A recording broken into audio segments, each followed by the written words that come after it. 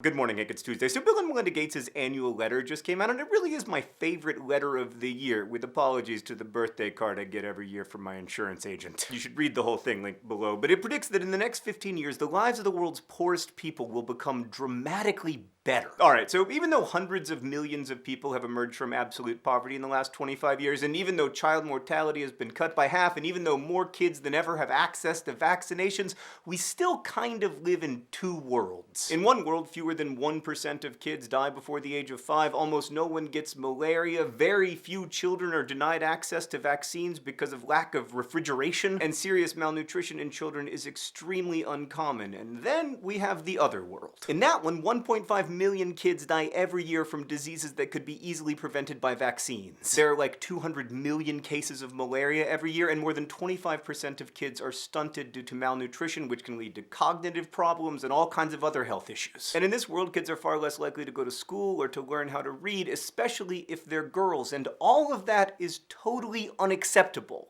It's also unnecessary. So global child mortality has dropped by half in the last 25 years, and the Gates letter argues that in the next 15 years it can drop by half again. And this is achievable without expensive specialists or new medical procedures. How? First, breastfeeding. Infants who are breastfed for 6 months are 14 times more likely to survive. Second, access to cheap injectable antibiotics, which could save 300,000 kids a year. Then you've got inexpensive hand-pumped oxygen masks, which could prevent a third of infant deaths. Fourth, drying the baby and offering skin-to-skin contact to keep it warm. And lastly, keeping the umbilical cord free from infection. This can actually be done with an ingredient found in my mouthwash. Literally. Before moving on here, quick reminder that cutting infant mortality does not lead to population explosions in the long run. In fact, quite the opposite. The Gates letter also talks about a bunch of other investments and innovations that will improve the lives of poor people, like access to mobile banking and better farming practices and online education tools. And I just want to imagine for a moment what that world would look like. Enough food would be produced in Africa to feed every African. The 2.5 billion people without a bank account would be able to save and dramatically simplify their economic lives with access to mobile banking. Girls would have far better educational opportunities, dramatically reducing the gender gap in literacy. Polio, river blindness, and guinea worm diseases that kill or disable tens of millions of people wouldn't even exist anymore. And half the kids who are gonna die today would not die. In short, the world's people would be healthier and better educated and more productive, and that would be good for all of us, because here's the thing: